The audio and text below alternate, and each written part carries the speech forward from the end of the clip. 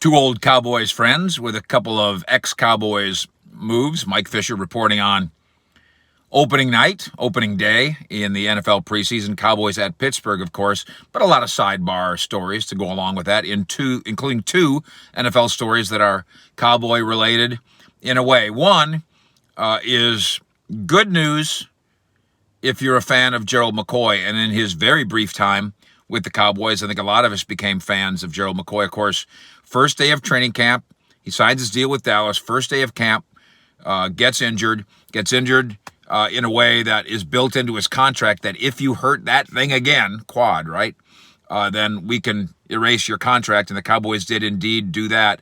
And yet, even from his hospital bed, Gerald McCoy served as a big brother and a helper and a good teammate to young Cowboy defensive lineman. So much so that all offseason, Stephen Jones, Cowboys COO, talked about Gerald McCoy as being part of this team. Didn't work out that way, but now he has signed a deal with the Las Vegas Raiders and a chance at age 33 to give it one more go. Meanwhile, it appears as though Joe Looney, friend of the show, has decided not to give it one more go. He gets the call from the Giants, former Cowboy interior lineman, and goes to New York, shows up looking like he looks.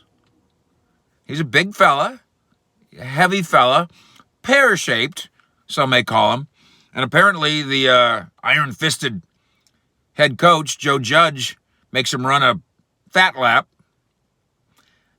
Punishment, testing him, showing who's boss, something. I don't know if Joe didn't like the fat lap. I don't know if he failed the fat lap, or if he just said, this ain't for me.